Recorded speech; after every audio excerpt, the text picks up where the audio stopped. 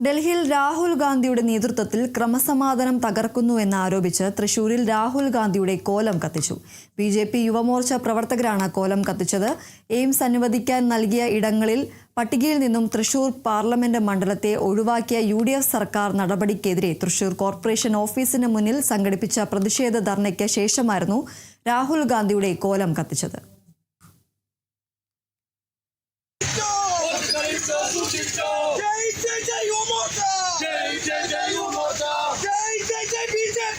BJP